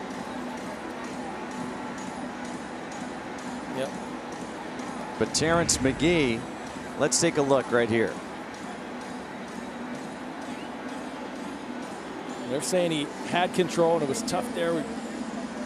Saying he had control and made a football move, right? He turned to get upfield. How about the tackle by Garrett Grayson? It's almost as good as the turf monster. Put that on film. Almost as effective as the turf monster. I mean, that was pretty impressive. I don't understand why you guys are surprised. Quarterbacks are one of the toughest guys on the field. We can make tackles. Come on. We saw Shock doing push-ups before. Honestly, that is an impressive tackle. All right, I'm going to put you on the spot right now, Coy. With all the rule changes going on, do you think this will stay or be reversed? I think this is going to be reversed. I didn't see that he had control. But again, this was our best angle at it, and tough to tell. I mean, he certainly made a football move. Appeared to make the catch and make a football move and had 2 feet down, but I didn't ever see that he had control of the ball. I'm with you. However, is there conclusive evidence to overturn it? Because it was ruled a fumble on the field, it has to be beyond the shadow of a doubt that it's going the other way. They may not have that. After reviewing the play, the ruling on the field stands. Yeah. There you go. Stands, not confirmed. So a fumble by McGee, a forced fumble by Armani Watts, and a recovery by Raymond Davison. Yeah, they're saying he had control and great job by the defender there, putting a hand on the rock and create that turnover. Chiefs now just going to down this and run out the clock for the win. So the Chiefs, who lost last week to the Texans 17-10, they were down early in this one 14-3. They will close out this game and defeat the Falcons 28-14. Again, it was a really good start for the Falcons, their first team behind Matt Ryan. They did not play Julio Jones. They did not play Devontae Freeman. But they looked good, whether it was Matt Ryan at quarterback, Matt Schaub at quarterback. The offense looked good early. The defense looked good early. The second half, that may be something different. Yeah, and the offense specifically with Matt Ryan, he told us that in year 2 with Steve Sarkisian, he has shown us that he now has more awareness about the players, about the personnel, who to use in which situations. how to use them as well. That's shown them tonight. All right, don't forget our next Falcons telecast comes next Saturday at Jacksonville, August 25th at 7 p.m. Eastern Time. Again, the final score here tonight, 28-14. Coming up next, it's Inside the Locker Room with Randy Waters for Coy Wire and DJ Shockley. I'm Justin Kutcher saying so long from Mercedes-Benz Stadium.